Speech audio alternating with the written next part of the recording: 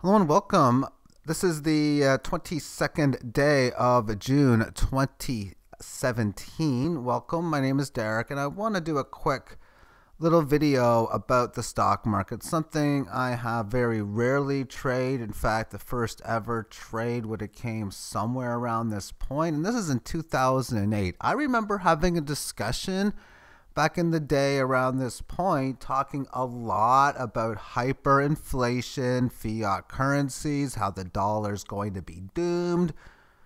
As I was learning it at the end or the tail end of 2007, and the journey around this period of time was a lot of myself learning about how corrupt the monetary model is and always has been, and a bunch of other different stages, but at least over the 40, 50-year cycle, the Bretton Woods system, ending all those kinds of things were items in which I learned within that point. So I remember talking about, you know what, it's over. It's over. And hyperinflation's coming. And I'm also talking about, well, this head and shoulders pattern, right shoulder, left shoulder, and then the head on the head and shoulders pattern. And what resulted afterwards was this declining move down in here, and a very, very fast move at that.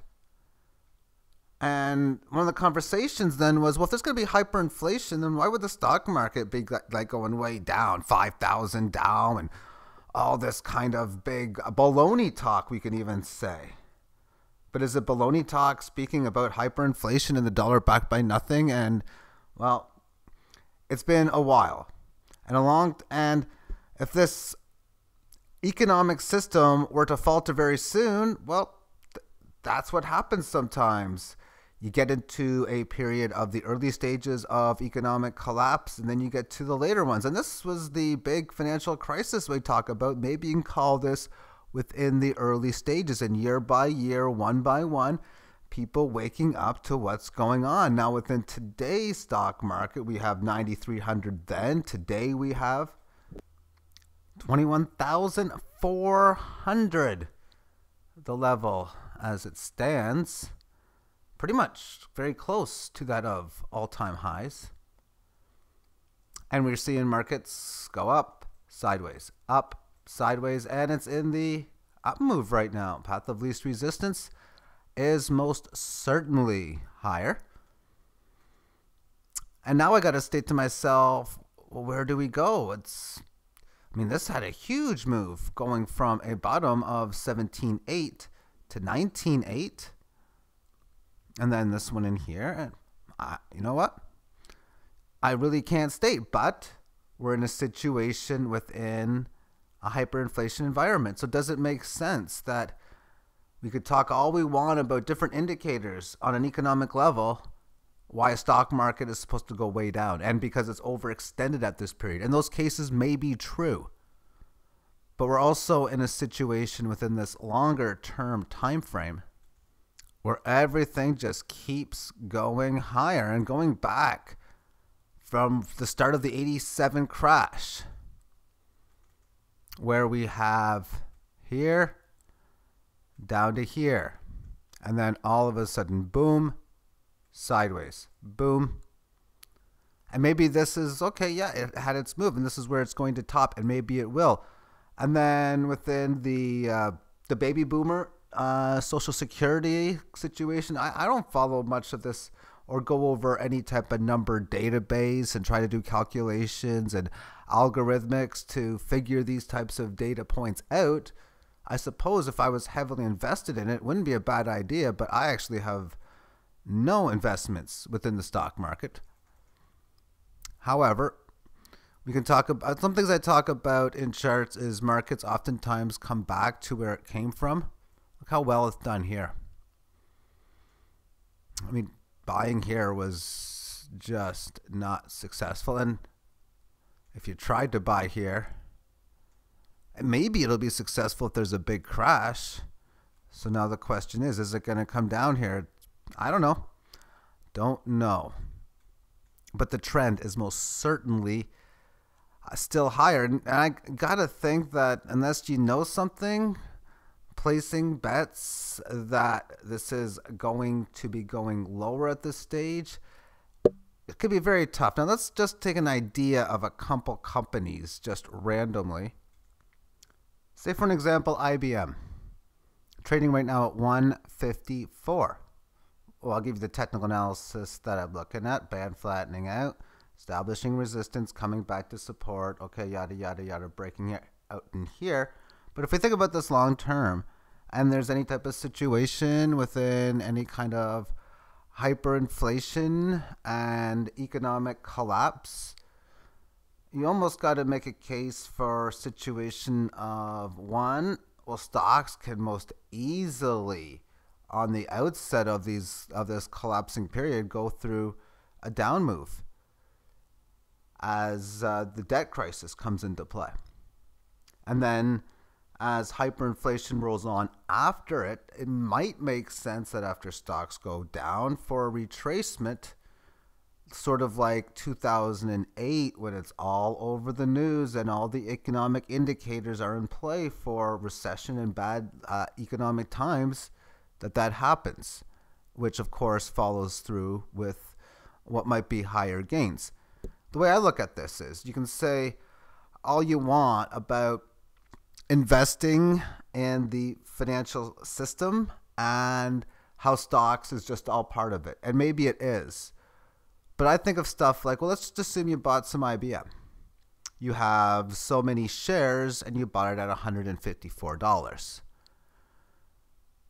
Is it possible that you buy this now and you sell it in 6 years priced in Satoshi? Because in a situation, if a dollar collapse becomes so bad where dollars don't exist, but the companies you back still do, even though it was bought in dollars, it could still turn out to be a good investment. I would think during a collapsing period like this, many companies are going to go bankrupt, and those are the ones that are going to fall, and those stocks will pretty much go to nothing. But if any companies survive, then how about the stocks? Are they going to survive? If they thrive, will the stocks thrive? I really don't know, but it wouldn't surprise me as we move on if this ends up being traded in time under the cryptocurrency kind of system. If, of course, the blockchain technology really takes off and the fiat currency systems on a global level go through big hits. And then how will some of these other thriving companies do, like Function X Inc. Newcom on the OTC market? Recently in at around 16,000 a share, down 99.9999%, down to 21 cents per share. Will this company survive, or will it go to nothing? No, it's at nothing. Or maybe you feel like gambling and maybe it'll go back up. Who knows? I don't know. And then you got Walmart, whom, well, they're not at nothing. But something happened where this thing just went huge down when the market was closed. Closed, that means not open. It went way down. And you know what? I really do find these types of gaps to be very much annoying, because if the market's closed, it should be closed. And I don't think it's easy for everyone to trade after hours compared to other people, but hey, that's how the financial system seems to be. Then we have Adobe. This company might survive some economic turmoil. People want to read about stuff like the Bretton Woods system or how anything in the Adobe Reader. Of course, we got situations like possible failed breakdown, fast move higher. Hey, the setup looks like it might be there. Time, of course, will tell on that one. And you know what? I know the letters get in the way on the bottom of this. And this market is actually in a downtrend. Believe it to be true, it is. But what we have seen is that the 18 average band has met up with the intraday volume after it has had its 11th consecutive down week.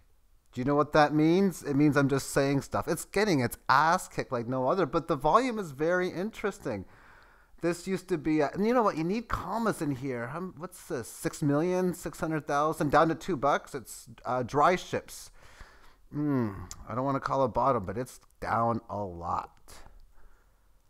And then we have Goldman Sachs. How are they going to handle this financial crisis? How will the banking system, all of these different companies, do when we have hyperinflation going much higher? We have people running into Bitcoin and the system and faltering. And I've been talking about this type of event happening since the start of the chart at the beginning, 2008, 2009, and it may take a while. But if the economic monetary system goes, I don't like the odds stuff like Goldman Sachs and Citigroup. Although we see a nice little bullish pattern forming in here as it's just leaving the band, but we got some other banks. BOA, Bank of America. What are they going to do? I'm not going to show the chart, Morgan Stanley, but you know what? Maybe these things will just not go down. Maybe they'll print their way out of the mess and stock markets go up, hyperinflation goes up, and I'm not going to try to predict anything as far as price levels, but I'm going to now end this video. I hope you found it entertaining, insightful, helpful. And I think also what's important if you're a trader, and this is probably the most super important thing because I'm kind of having a lot of fun with this video. We're just talking a bunch of not really nonsense, but just you pretty much get the idea. But in reality, if you have any kind of trading accounts, if it's 100% within the system, because the early jolts could very easily have this thing go way down, then way up again. That could very easily happen. And although I am not equally diversified, as I believe in 2 of the 3 different classes for the main part, 1 being financial, I'm not in that. 2 being precious metals, which I am, and 3 cryptocurrency, and as well again. But if you have 100% of that in here, especially if you're a trader, and you're trading these things and you're like, you know what, here's an entry point to go long. This was an entry point as well too. It's been winning. You know what? Congratulations, it works. You can do the same thing with the cryptocurrencies as well. And in fact, you would notice that you can probably get much higher gains in those given its volatility and so many other different factors.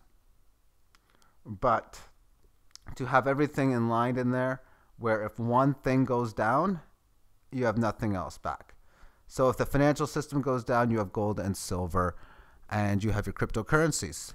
And if I'm talking a whole bunch of garbage nonsense and the fiat currencies are so wonderful and will not die, and maybe your cryptocurrency and gold and silvers won't do quite as well or barely gain, you're still going to have funds regardless of the situation. But I do think there's going to come a time and place where, because most people are anywhere between 90 to 100% of their assets tied within the fiat monetary system, they're going to be in serious trouble. That's what I think.